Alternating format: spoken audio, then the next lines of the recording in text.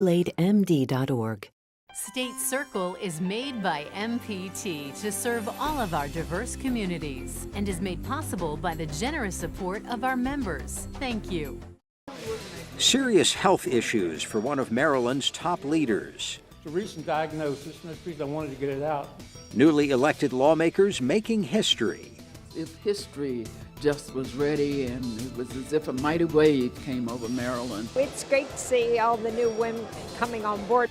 And the governor wants changes to fight crime. We are launching a Violent Crime Joint Operations Center. Connecting Marylanders to their government. This is State Circle. Good evening as we begin MPT's 38th year of providing complete weekly coverage of your legislature at work. I'm Jeff Salkin, and this is State Circle. The 2019 General Assembly began this week with the news that Senate President Mike Miller, a dominant figure in state politics since the 1980s, is facing a battle with prostate cancer. MPT's Nancy Amato was in the Senate chamber when the senator revealed the news. It's a recent diagnosis, and that's the reason I wanted to get it out. Senate President Mike Miller tried to make it business as usual, but emotions got the best of him after he announced he has been diagnosed with advanced stage prostate cancer. In the galley, former colleagues and distinguished guests came out to show their support. So we got people here like former Senator Neal, Senator Brinkley, Senator Hogan, just great friends.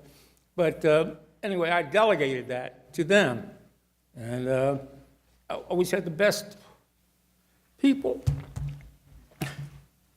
And anyway, the body's given me the opportunity to name the best people. While not directly speaking about his prognosis, President Miller released a statement saying he was initially diagnosed last July following severe back pain.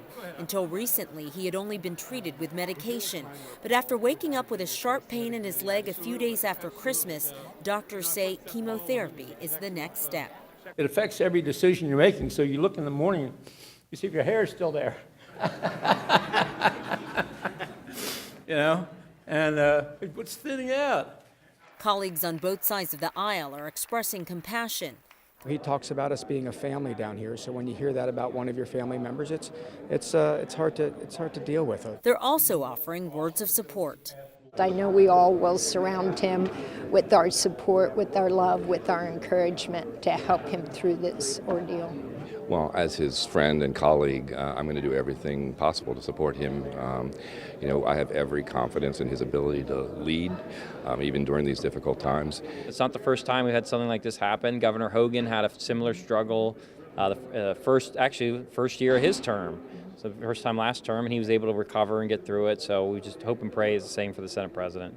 President Miller says in spite of his treatments, doctors have informed him that he should fully be able to join his colleagues and preside over the legislative session. In the event that he is unable to, the Senate pro tem will step in. I never intended for this to happen so quickly, or just to happen the way it has happened. I'm very saddened by the circumstances. And I hope that the whole world will just keep praying for our great president of our Senate. So you feel prepared to step in as often? Whatever he needs me to do, I will do. Lawmakers contend Miller's cancer diagnosis will not change political dynamics here in Annapolis. He is our leader. We respect him, and we respect what he does, and we will follow him. Miller has faced many a tough battle as the longest-serving state Senate president in the country. As he faces chemotherapy sessions, he says he fully intends to fight and is grateful for everyone's support. But we have business to take care of, and right now, again, the issue should not be about me. The Senate should not be about me. It should be about the Senate and the great work we're going to do. I'm Nancy Amato for State Circle. On opening day, the legislature set a record for the number of female lawmakers representing districts across the state. Yolanda Vasquez looks at the new and returning Women in Power in Annapolis.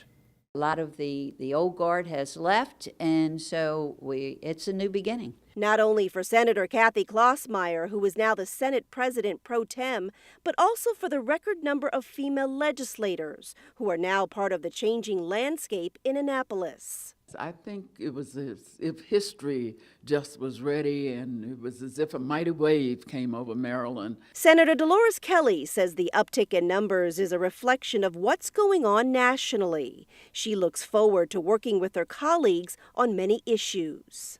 Of child rearing, of female reproductive health, and so on, and a lack of opportunity that must be increased. You know, Maryland was first a long time ago, and we dropped off, so it's great to see all the new women coming on board. Now in her 25th year, Senator Addie Eckert says it hasn't always been easy. I think a lot of times women have stayed back in the background a lot of times, but I know, like myself, it took me a long time to realize, oh, I can do this. It's daunting being the youngest member of the Senate and the youngest female ever in the Senate, but there's such a wonderful, diverse class from across the state, so I feel completely welcome and supported. Senator Sarah Elfreth represents Annapolis. She is 30 years old, but says don't let her millennial mindset fool you. So I bring a level of policy knowledge that I think is going to be really effective for this district in making sure that we preserve the Bay and really strengthen our schools for generations to come. Although it's the largest number of women to serve here at the State House, the exact number being 72, it's their diverse background and breadth of experience that will really help shape the conversation and impact legislation over the next 90 days. Delegate Lily Chi is the first Chinese-born legislator in Maryland history. I'm a firm believer that in the 21st century, immigrants shouldn't have to wait a generation to be Americans. She joined Emerge Maryland in 2017. They trained Democratic women to run for office. When I enrolled, it was right after Hillary Clinton lost her office. So all of us were super motivated to learn the trick of the trade and to see how we can do it too. Pushing for a more inclusive democracy that includes a slew of new female faces. It's so much hard work by so many people to make this possible. I'm proud to be part of this moment in history, which I couldn't have asked for more. Yeah. I'm Yolanda Vasquez for State Circle. What will be the top issues in this 90-day session? MPT's Charles Robinson spoke to lawmakers on both sides of the aisle. Campaign politics end it on Election Day, and if they're going to carry that into this room, we're not going to allow it. The Democratic leaders and the Republican leaders, we're serious people. We're about fixing problems, compromising, and making things work, and that's what Marylanders deserve. There are 61 new members, one of the most diverse groups, and new leadership. 3 of the new chairs are new. Only Bobby Zirkin remains as the chairman.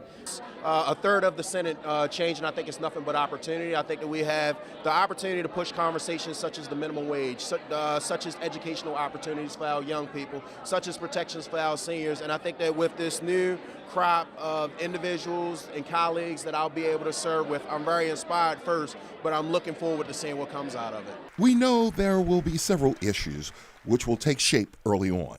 Getting a hold of crime in Baltimore, school funding, minimum wage, recreational marijuana, and sports gambling will be high on the agenda. What's your message to your colleagues here and how we proceed? Well, it's a fresh start. It's a resetting of the game clock. Let's get to know each other. We know we have some big issues. Let's put our past behind us, our debates of the past, and let's move forward. First week of the legislature is all about trying to find out where you're supposed to be, what your committee assignments are. But after that, things really get heated up. You get into the meat of trying to figure out how to make laws here in the state of Maryland. I think it's the same process for everybody that gets elected for the first time. They come down, they get acclimated to the Maryland General Assembly. They're all put into committee. We try to put them in an area that they have an interest in public policy. And, from there they go to work towards building consensus for things we want to pass. In Annapolis, I'm Charles Robinson for State Circle. One of the top issues for newly elected Governor Larry Hogan, violence in Baltimore.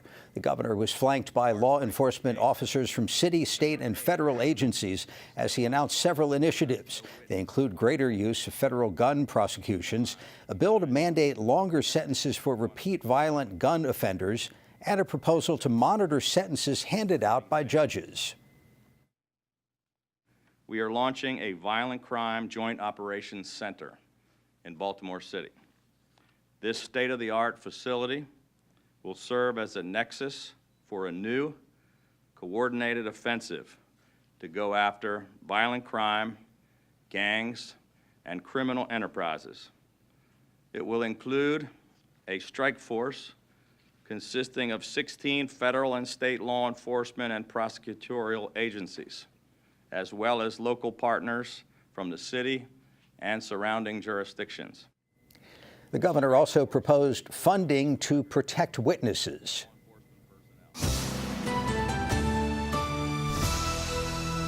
And joining us for this week's Annapolis Faceoff are Senator Will Smith, Democrat from Montgomery County, and Senator Bob Casserly, a Republican from Harford County. Gentlemen, thanks to both of you for being with us, and if it's not too late, Happy New Year. Thank you. Hey, thanks for having us. Happy New Year. You both serve on the Senate Judicial Proceedings Committee, and we want to talk about crime and justice issues, but we should start with your thoughts on Senate President Miller, who, of course, yesterday announced his cancer diagnosis.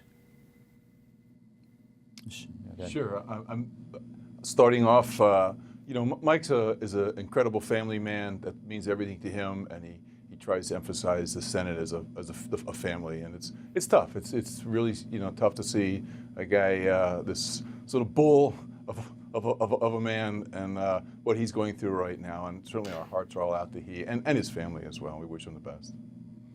Yeah, I would say he's been the most prominent figure in Maryland politics for 30 years, and certainly here in the Senate, he's created an environment in which we are a family, and so this feels like getting bad news from a close family member, and obviously he has a very large family, and he's a family-centric man. So this is hard news for all of us, but if anyone can beat this, and if anyone can carry on and move forward, it's the Senate president. So sad day for all of us. Senator Smith, you're now a member of leadership in the Senate, vice chairman of this committee. Is there anything you can share in terms of what party leaders in the Senate have discussed in terms of how the next 87 days of the session are going to be handled? Well, no, obviously we elected our Senate President Pro Tem 2 days ago, and Senator Kathy Klossmeyer from Baltimore County, and she'll preside over the proceedings when the Senate President is absent. But no, I think everyone's just digesting the news. No one has had any of those types of discussions. They're all very preliminary, and so things will move on as they always have, and we look forward to seeing the Senate President back in action on Monday. All right, let's focus on crime and justice issues. Governor Hogan announced his agenda on that this week, rolling out a couple of ideas, including mandatory minimum sentences for repeat gun offenders, potentially tracking judges' sentencing, saying that judges are being too lenient. On the surface, what do you think of his proposals? I guess you just chime in here. Look, the one that particularly is exciting to me is the strike force. To bring to bear the state police, federal jurisdiction folks to come in and really focus on violent crime in Baltimore and the Baltimore region is very much a needed enterprise. And so I just think that's the lead here. On the tracking of the judges, look, we've got a problem here, and the governor tried to sit down with the judges to work this out, as you know, Jeff, last term, and he was rebuffed. But we do have a problem with disparity in what people are getting for very serious crimes. So we've got to do something on that, and the governor's thrown out a test bait here to say, hey, why don't we just track where the judges are? So we'll see where that goes. I think they're good initiatives, and we got to move forward. Crime's killing Baltimore. It's killing the region. It's killing the people. It's killing the economies, and we got to take this serious. It's just totally unacceptable what's going on. Senator Smith? We all feel. Yeah, so we all get the information. We've all dealt with this issue from Baltimore City. It seems to be top of mind for everyone. But Last year we had a very vigorous discussion on mandatory minimums and their effectiveness, and I think we, at least from my side, it came away that it's not the way that I'd like to see the state move, and a number of folks on my side of the aisle would rather invest in some smart on crime strategies, more transparency in the police department, more investment in programs that have a long-term systemic impact. Obviously, we have to deal with the exigency and the immediateness of what's happening every single day. I think we just have some fundamental disagreements on some of the tougher on crime policies, rather see some smart on crime policies. For repeat violent offenders, I think a lot of folks, last year the discussion centered on some enhanced penalties. I think there was some common ground there, but for the mandatory minimums, they just don't seem to be, we've had 30 years of policy to look back on and have seen the ineffectiveness. With respect to the judges, I think oversight is always a preference, especially for me, and transparency. So if whatever can bring more transparency, I look forward to seeing what that really looks like. But an interesting idea off the top, but I would guess judges' sentences are a matter of public record. Is there any evidence, Senator Cassidy, that particular judges are overly lenient? Well, we had a briefing yesterday, Jeff, on juvenile crime, and interestingly, looking at rates around the state, and interesting to see that juvenile arrests in Baltimore City were down over the last 4 years over 50%. Not changing the law, changing policy, and then. More critically, once your juveniles are arrested for certain serious crimes, they're sent up to the adult system, and then a judge gets to waive them or transfer the case back down to the juvenile system. Those transfers from the adult system back down to the juvenile system for serious crimes over the last 4 years have increased 219%. No change in the law, no change in public policy, 219%. The judges make those calls. So. There's differences around the state. You will not see a 219% increase in any other jurisdiction throughout the entire state over the last 4 years. In layman's terms, what does that mean? I'm sorry, in what terms? Layman's terms. Oh, in layman's terms? Yeah, what do the transfers mean? That means that, so what the transfer does is it says, instead of dealing with this violent young criminal as an adult, in the criminal justice system, where we actually mete out punishment for the crime, we're going to put you back in the juvenile system where punishment is not an aspect. In the juvenile system, all we can do is rehabilitate you. We put you through social workers and the like, educational programs, but you're not there to be punished. So that's, at some point, the time has got to fit the crime. And when you're sending these people convicted of serious crimes, adult-like crimes, not just simple car theft, at such an alarming rate from the adult system back down to the juvenile system, where what you're doing as a practical matter is you're flooding the juvenile system with some really bad folks that system was not set up to deal with, and you're pushing bad guys back out on the street at a much faster rate, and you're ruining the system for the kids who would normally be in the juvenile system, and you're trashing these neighborhoods. You're putting people who are violent criminals back into the neighborhood that they just came from. Before I run out of time, let me get Senator Smith on juvenile justice. Thank you. We had a great briefing in our committee from the Department of Juvenile Services, and I want to commend them for the work that they've done in terms of just aggregating all the information. That's, to my knowledge, has not been done in years past, so it's a fantastic job. And I like the way that they're moving and also what the judiciary has done. Now, Senator Cassidy talks about that the transfers are up. That's true, but the reason that's the case is because the judges and the judiciary are understanding through years of experience that when you have a chance to get a youth that before they get into the life pattern of crime, to provide them with some wraparound services and to provide them with some restorative measures as opposed to purely punitive, and in many cases they are detained. They're just able to avail themselves of a much larger menu of restorative services in the juvenile system. One other thing I'll just put out there is that we did get another set of information and data points that says that despite this change in policy, not the change in law, you're right, but despite that change, the recidivism rate has remained pretty stagnant, despite the fact that these transfers have happened. So I think that's actually some encouraging news. Obviously, we'd like to have the recidivism rate a lot lower than it is right now. We'd like to get down to 0, but I think that's I think that squints towards the right direction of where we want to go and where we should be going. Senator Smith, Senator Cassidy, I'm sorry we have to leave it there. We appreciate your time. Thank you very much. Appreciate it. Thanks for having us. Thank you. And we're back with the Political Roundtable right after this. Are you turning 70 and a half this year? If so, you generally have to start spending down your retirement account. Even the minimum distribution can place you in a sticky situation. Luckily, you can now use your IRA to make tax-free gifts. Gifts up to $100,000 will never count as income, but always make a difference. That's icing on the cake. Make your gift for this year before December 31st. Visit mpt.org/support. This is a box that showed you a world beyond your own. It was just a box, but the world has changed, and so have we. And now the box can be almost any size or shape. And you decide what you want to explore. Anytime, any place. Break out of the box with PBS.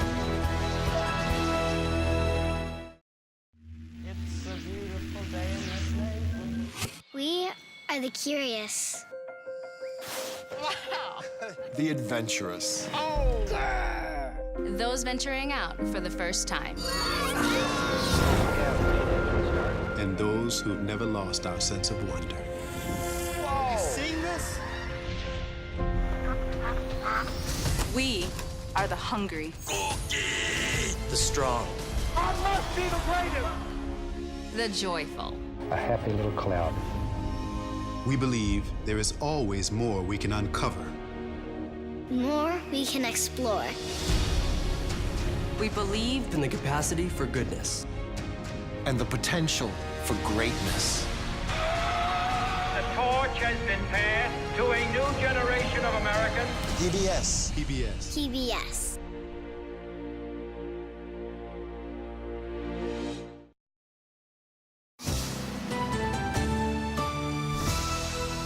For the Political Roundtable this week, we're joined by Charles Robinson and Luke Broadwater of the Baltimore Sun.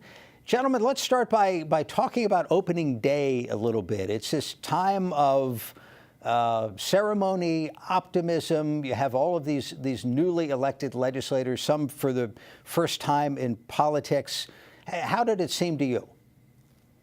Luke, this is your first one. Why don't you tell the audience what it was like for you? Well, it's really a blur. It's a whirlwind. You've got 188 lawmakers here. They've brought their families with them. All the hallways are completely crowded. Everyone's shaking hands, scheduling coffees, telling each other well wishes. I think I got something like 50 business cards passed out to me and 30 press releases. I haven't even read all of them yet.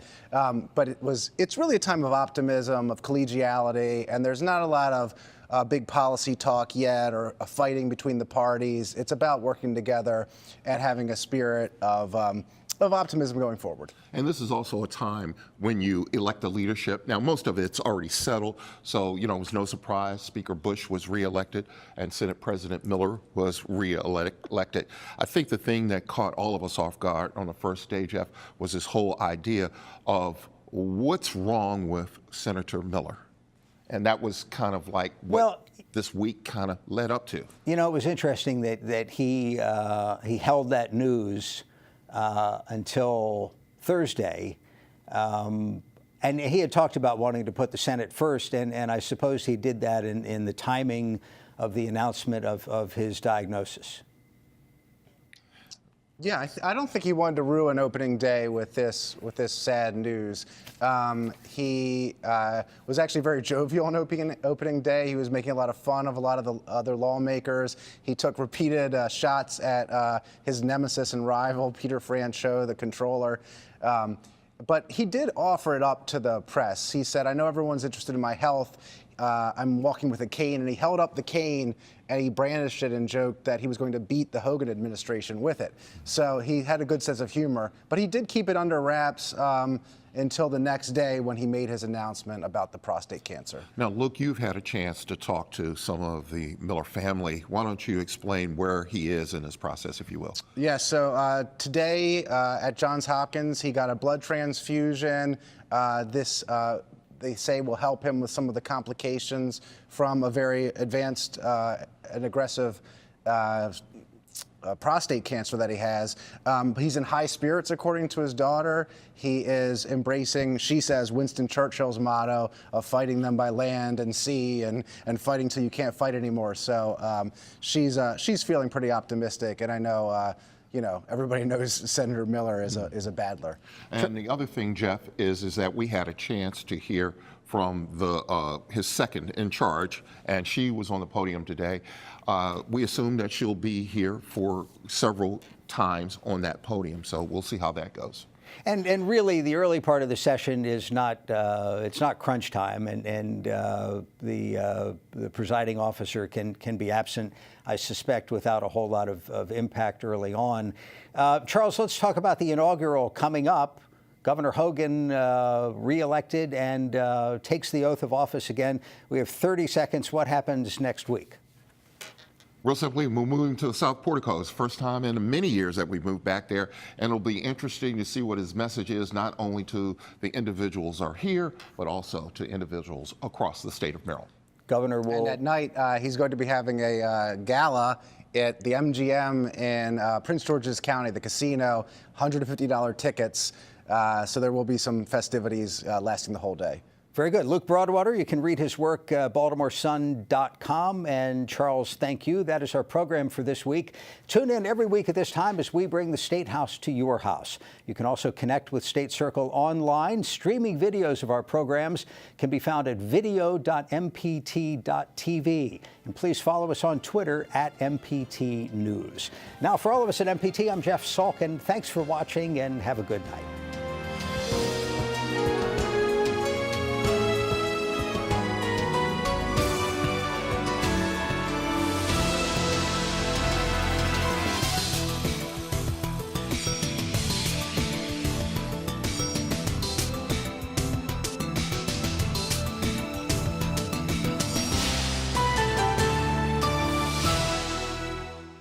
This program was made by MPT to serve all of our diverse communities. TV Worth Watching is supported by the members of MPT and by... Hello, I'm Anibon Basu, CEO of Sage Policy Group. Our economic consultancy has served clients in more than 40 states and in 6 countries, but we're proudest to call Maryland home. Join us in support of one of Maryland's great treasures, MPT. Freedom Car, offering transportation service with professional drivers to individuals, corporations, nonprofits, colleges, and universities in Maryland since 1991. The new fleet includes a wheelchair-accessible van. Learn more at freedomcar.net/MPT. The Baltimore National Heritage Area. Promoting heritage tourism is a smart economic development tool to boost Baltimore's vibrant and historic neighborhoods, helping communities preserve historic resources, become more visitor-ready, and build community pride. Transitioning into retirement can be challenging. Legacy, a hometown financial services firm, can help. We've been serving the community since 1998 with retirement income, wealth transfer, and tax strategies. To learn more about us or our workshops, visit our website. Tonight on MPT.